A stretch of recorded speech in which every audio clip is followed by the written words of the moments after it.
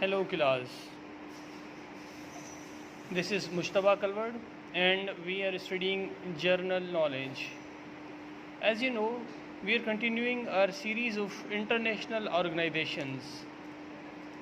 Today's lecture is also the one part of the series, that is Economic Cooperation Organization, generally known as ECO. It stands for Economic Cooperation Organization. International organisations ji series खे continue कंदे अॼु असां जेको topic पढ़णु वञी रहिया आहियूं इहो आहे इकोनॉमिक कोऑपरेशन ऑर्गेनाइजेशन, जंहिंखे आम लफ़्ज़नि में ECO सॾियो वेंदो आहे। सभ खां पहिरें पाण ॾिसंदासीं त हिन तंज़ीम जी बुनियादु कॾहिं पई ऐं इन जो बैकग्राउंड छा आहे। त इहो मां तव्हांखे ॿुधाईंदो हलां त हीअ तंज़ीम सभ खां पहिरें 1964 में ठही। 1964 में ऐं उन वक़्तु हिन जो नालो RCD रखियो वियो, यानी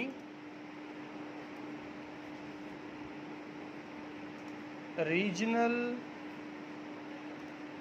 कोऑपरेशन फॉर डेवलपमेंट। हिन जा फाउंडिंग मेंबर्स 3 मुल्क हुया। 3 मुल्कनि मिली करे हिन तंज़ीम जो बुनियादु रखियो। उन्हनि 3 मुल्कनि में टर्की या तुर्की, ईरान ऐं पाकिस्तान हुआ।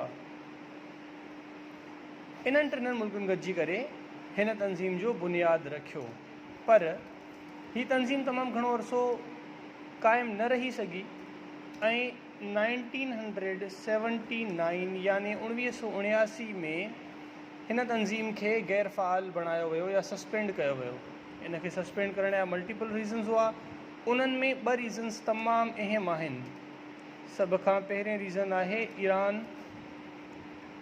रेवोल्यूशन। असांखे ख़बर आहे त 1979 में ईरान में इनक़लाब आयो। इमाम ख़ामनाई जी क़यादत में इनक़लाब आयो। जेका मौजूदा रिजीम आहे उन ओवरटेक कयो ऐं शाह ऑफ ईरान जी गवर्नमेंट खे डिथ्रोन कयो वियो, उनखे फिटो कयो वियो, उनखे ख़तमु कयो वियो ऐं मौजूदा जेका ईरानी हुकूमत आहे या ईरानी जेका लॉबी जेका हिन वक़्तु रूल करे रही आहे उन ओवरटेक कयो। इन खां अलावा second reason Soviet occupation of Afghanistan.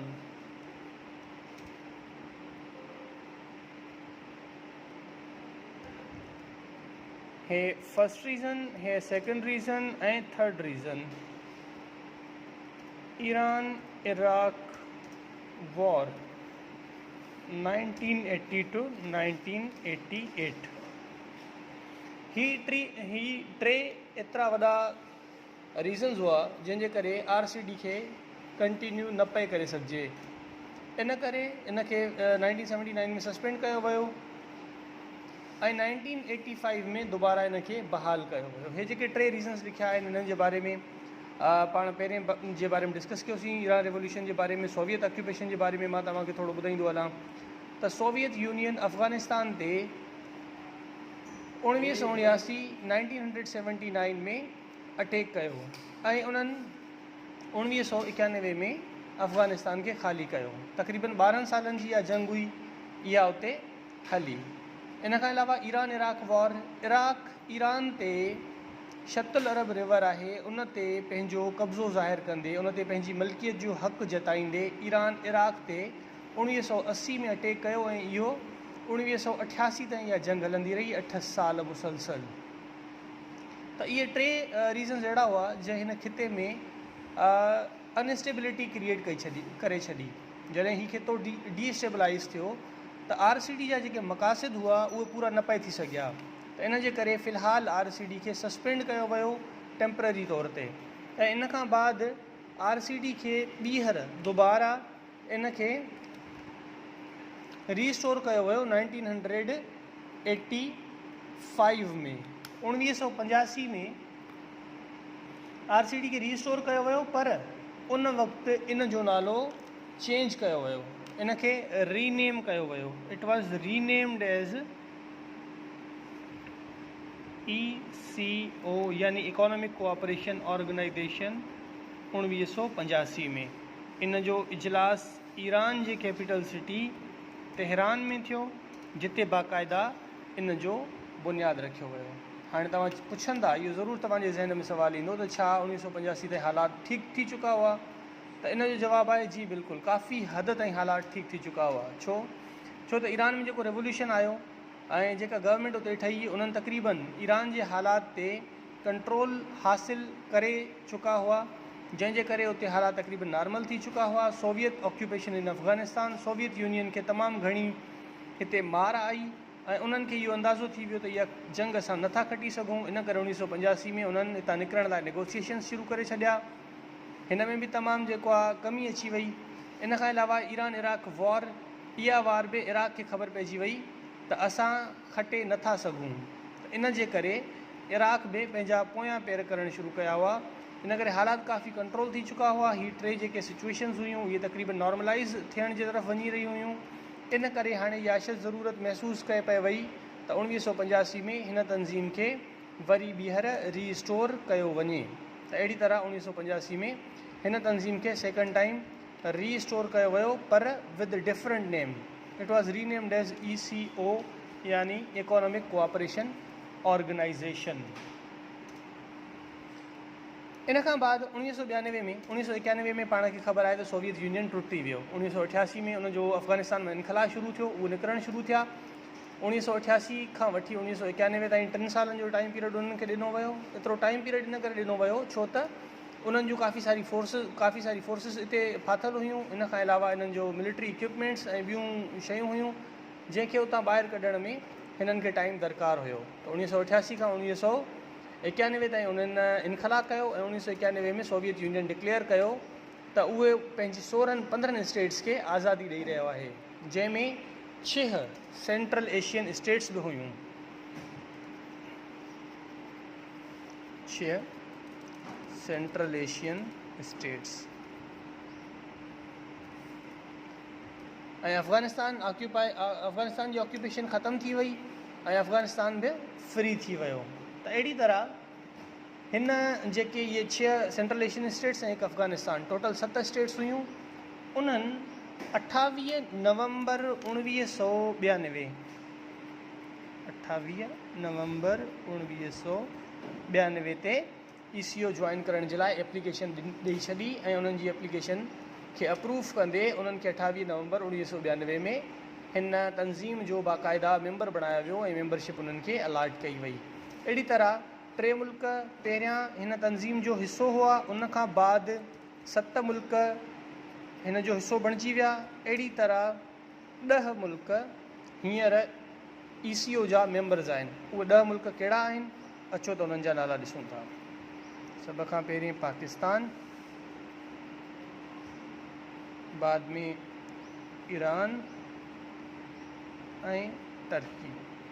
पाण खे यादि रखणु घुरिजे त हे 3 मुल्क RCD जो बि बुनियादु इन्हनि 3 मुल्कनि रखियो ऐं ECO जो बुनियादु बि इन्हनि 3 मुल्कनि ई रखियो। इन खां बाद अफ़गानिस्तान, पोइ वरी 6 सेंट्रल एशियन स्टेट्स, जंहिंमें Azerbaijan,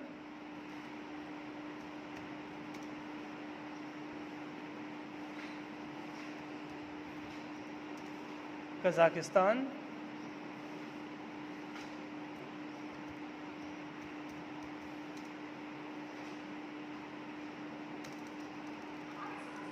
Kyrgyzstan,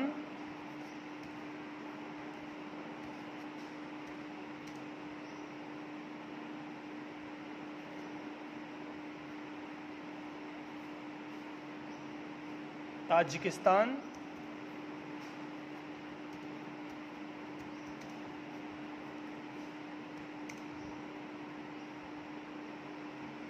Turkmenistan,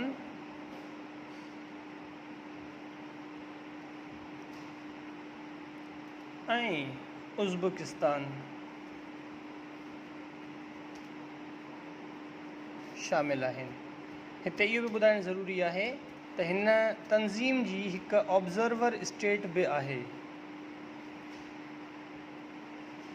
observer state उहा कहिड़ी आहे? उहा आहे नॉर्दर्न साइप्रस। हिते तव्हांजे इल्म में इज़ाफ़ो कंदे इहो ॿुधाइणु ज़रूरी सम्झां थो त हिन मां जेकी सेंट्रल एशिया जूं स्टेट्स आहिनि यानी आज़रबाईजान, कज़ाकिस्तान, किर्गिज़िस्तान, ताजिकिस्तान, तुर्कमानिस्तान ऐं उज़्बेकिस्तान, इन्हनि 6 स्टेट्स खे कार्स बि सॾियो वेंदो आहे। CARS, कार्स यानी central Asian republics. Central Asian republics हिननि 6 स्टेट्स खे इन नाले सां पिणु सुञातो वञे थो। हीअ हुयो असांजे ECO जे लेक्चर जो पार्ट 1। पार्ट 2 में पाण हिन ते वधीक